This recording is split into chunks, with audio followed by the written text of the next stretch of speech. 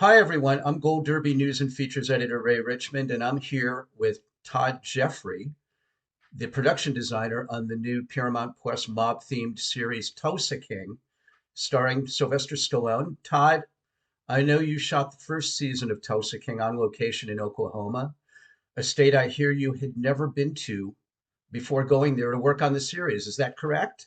Yeah, that is correct. Yeah, that's correct. I landed on the ground there, and the next day was scouting locations, and that was my first that was my first time there. We shot part of the show, most of the show in Oklahoma City, some of the show actually in Tulsa, which is a couple hours up the road, and it snowed a lot during the prep period, which really kind of changed the landscape for us.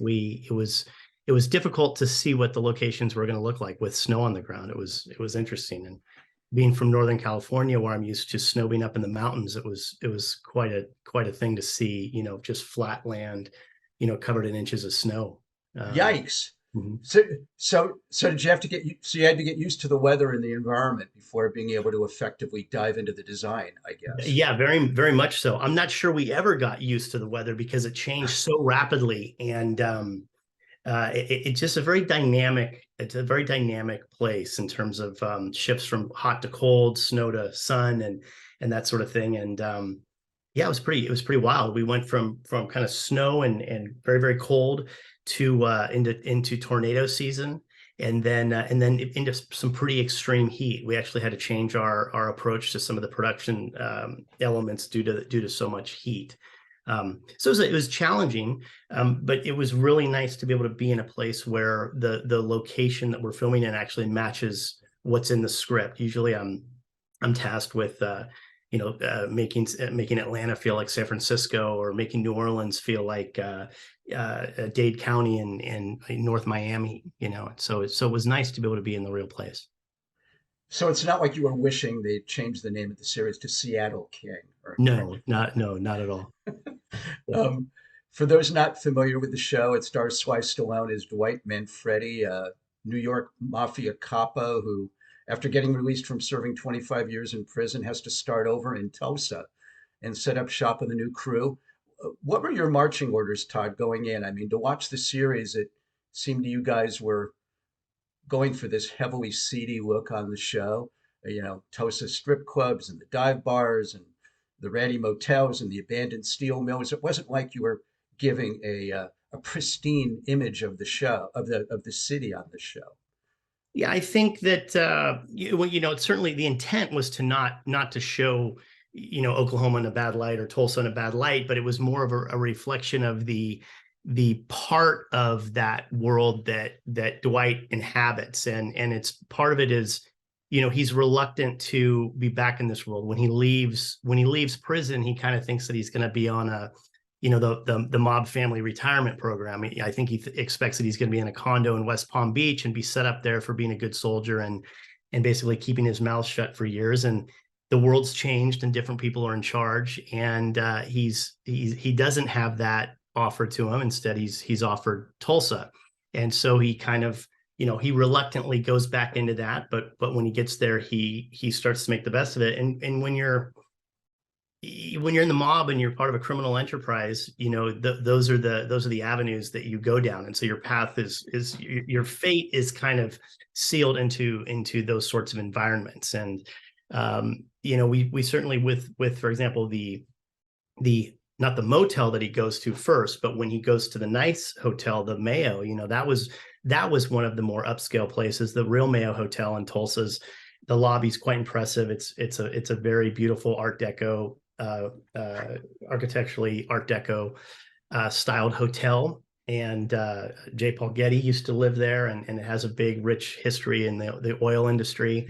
And so we filmed in the lobby there, and then we built the suite that he lives in on the stage in Oklahoma City, and took some liberties with that, made it kind of bigger and grander so that you could see lines of sight between the rooms and that sort of thing. But that was definitely an upscale kind of a place, and I do think we balanced it out a little bit. It just happens that when you're doing criminal things and you're hanging out with criminals, you're kind of off the grid. You're in some of those areas, the abandoned steel mills and the small dive bars and that sort of thing. So The script drives that. The narrative drives the types of places that we find.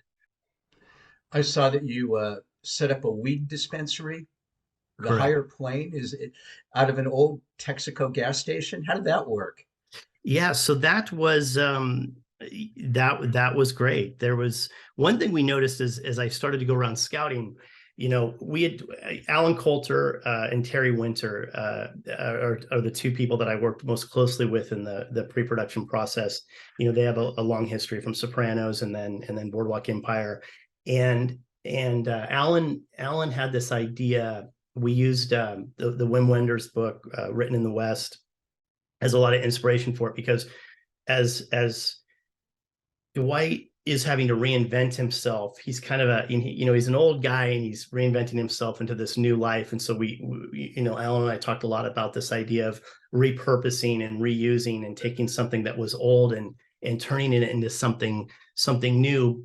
You're still seeing hints of the past, but you see kind of a new approach to it. And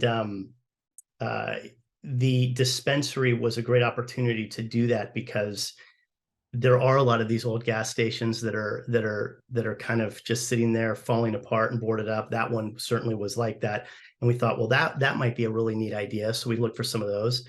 And the Texaco, that needed a lot of work. It was a lot of those windows were either boarded over or had cinder blocks actually put in there. The thing had not been open for years. And so my idea was to turn that to kind of reestablish it as what looks very much the part of a functioning, a store and gas service station, kind of, circa 1950 and kind of like the Route 66 kind of era. So Mhm. that meant opening up all these bays, putting in new glass, roll up doors for the service bays, and then opening up the entire other side of the building so that we put the dispensary in there. So the first thing to do was just to kind of open it up and renovate it to feel like a gas station, and then age it down, and then bring in the dispensary elements. And I think that there's a lot of glass brick used in that part of the country and Tulsa. And so that was a great way to add some color. We used an automotive finish on those glass bricks and kind of got that nice kind of green that came through, washed through with some sunlight. And that's one of my favorite sets. I think that one worked really well. And so there's a little bit of like a high-low thing going on there. It's a little bit dingy, but it's also kind of a beautiful building. And the idea was, and this again goes from the script and characters, is the character of Bodie. He's a guy we thought, he would have the vision to say, wouldn't it be cool to put my dispensary in this old gas station? But he'd only renovated it so far. So it was kind of frozen in time on the right, and then on the left was kind of like his doing, putting in the green brick and that sort of thing. But yeah, like that. I like that set a lot. And that facility is a functioning weed dispensary today, still. No. No, Um, nor you did it know, ever have real cannabis. Which is interesting, because the fake cannabis that we use is quite expensive, even more so than the actual stuff. So that was something that was kind of interesting that we found. really, it's more. Yeah. That reminds me, Todd, of the fact that I see this non these. Have you seen these non-alcohol like scotches and vodkas? No, I haven't seen those. I've only seen They're the beers. they're literally no alcohol spirits, Yeah, and they're like twice as expensive as the real that's stuff. wild. And I'm Yeah. just like, Wow. what would be the point of that anyway? I don't know. It sounds like a design concept you guys could wrap your hands around. What went into the design for there was the Bread to Buck Saloon. Yep. The Bread to Buck Saloon. That's another one where it kind of stems from the same origin story, which is it had a heyday. It once was doing better. And so the first thing I realized is, it's in order for a place to kind of feel like that, it needs to be a little bigger than maybe you need. So you allow the opportunity for sort of the light to fall off in the corners and areas to feel a little darker and that sort of thing. And you have a beautiful kind of salad bar there that's a relic from another time that nobody's been using it for years, and you got the stacks of chairs over there. So it once was a packed place, and has the guy says best ribs in town. And they still are. It just used to be, there'd be 100 people in there, and now there's 10 or 12. So that was kind of the main thesis of that space. And then to just be able to open it up. So again, it has the ability to shoot cinematically and have a lot of depth and that sort of thing. And we wanted Alan really wanted to see the barbecue pit, the open kitchen. So we had that, and we kind of had some smoke and some glow coming from there, and two entrances. The exterior of that bar, the footprint's a little bit smaller, and it's a little bit. It actually was very nice logistically. It was a nice, clean, parking lot and building on the edge of town, so we kind of were allowed to go out there and do what we wanted. It had not opened up since COVID had shut it down, so that's what we used for the exterior, and redid the signage and some of the aesthetics on the outside. The inside's drastically different. So if you were to walk in there, you'd find yourself looking at a bar on the right and different things. But yeah, it's Dwight also had to spend a few nights at a flea bag motel, right? That's right. So Yeah, you had that to was go a fun full one. ugly on that, I would Yeah, imagine. Is that yeah. difficult? Is that difficult or fun, or I mean, to make something purposely tacky and dreadful in the ambiance? Is that It's fun. It's fun. It's fun. It's a lot of fun, and I think that hotel had some pretty good bones. I think what motel rather. What you're trying to do is, and of course, you don't want to go into a place and say, "This place is a dump. We'd love to film here," and that place really isn't. It's a motel, but it's been, it's got a fresh coat of paint, and they take care of it and that sort of thing. But there's certain things that were just too great to ignore, like there's a swimming pool out there that's filled in, and that's where I added the diving board there, so that Dwight's actually, when he gets picked up the next day, he gets picked up by Tyson, and he's sitting on a diving board, but there's no pool. You can just kind of see the edge of the pool, and they filled it in. That was actually a pretty common thing. We looked at a few of them, and a lot of them had done that, and the pool's not driving business to them, so it's kind of expensive to maintain, so they filled it in. And I kept looking at this and going, like, what am I really, again, because there was some snow on the ground, and I go, what am I looking at here? And I saw the two metal bars that the diving board would be sitting on. And once I saw that, I said, oh wow, there's a swimming pool. And then sure enough, you can kind of see the ring. And I said, well, we gotta add a diving board onto this thing, so we really can kind of sell that. But we did some filming there at the actual room, and then we built the room again on stage for some extra photography.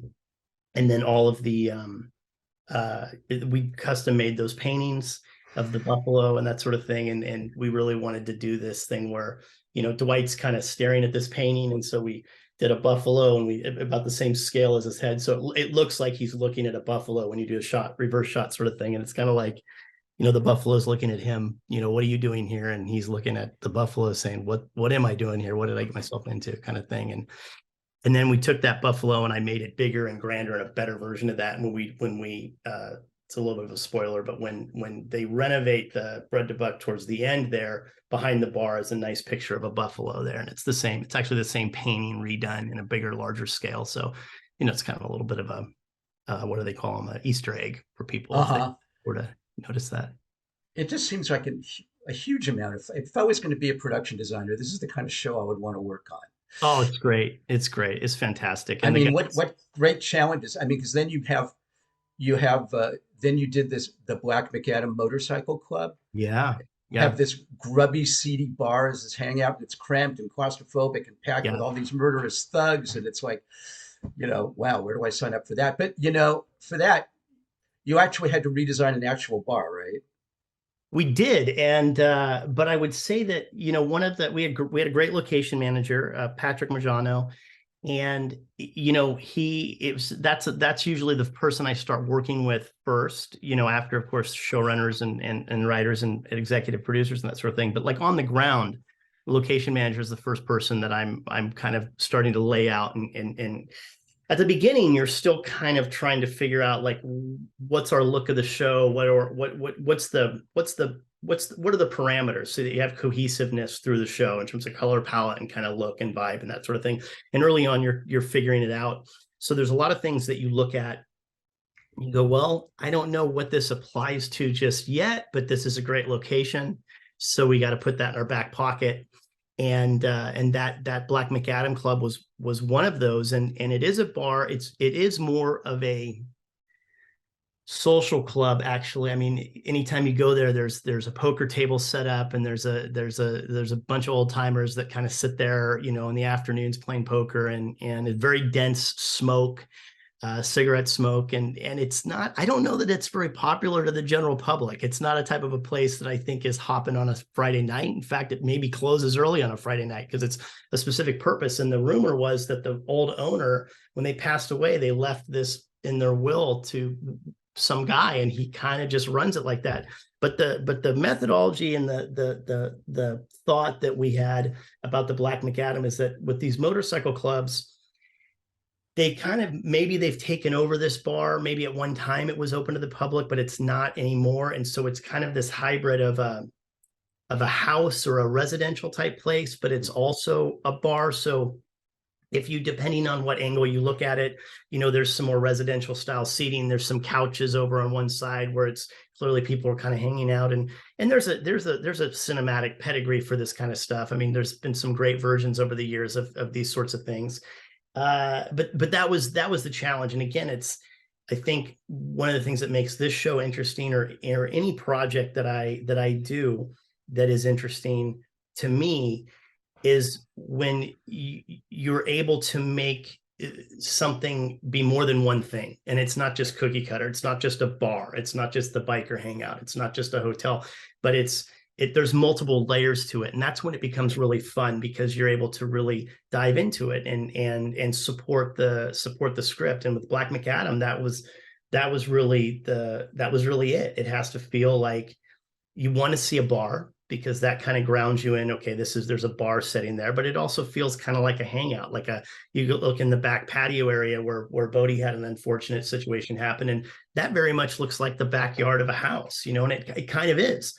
But, then they got motorcycles there and that sort of thing. And they're off the grid too. They're on the edge of the city where nobody's going to bother them and that sort of thing. And thus, unless they get a warrant and there's a raid, they kind of are left to their own devices.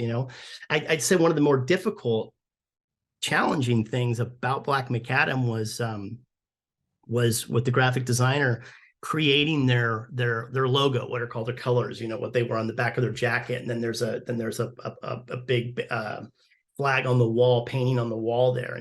And what we found is, and this is true, I think whenever you have professional designers working on something, you can over design something very quickly, and it needs to feel a little more ad hoc. And I find this when I'm trying to do restaurants, that maybe they have those, the menus on the wall that are faded with the little pieces of paper to write the menu. I love stuff like that because there's an authenticity in that.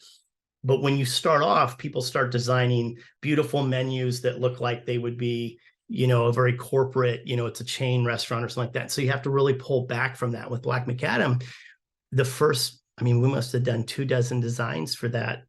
And we just realized that we had to keep making it worse, and that would make it better. And by worse, what I mean is it was something that had been sketched out on a napkin by somebody and then transferred over to stitching on a patch, and then somebody handmade it. In other words, and there's an authenticity in that. It's a very cool logo, but it has to have a little bit of a DIY kind of thing to it. And I think would be the difference between, kind of a prison tattoo versus going to a tattoo place where somebody's doing these beautiful works of art. There's authenticity in both of them, but tonally you needed to be on the more, like they needed to make a logo, and it was important that it be somebody that from their own ilk made it.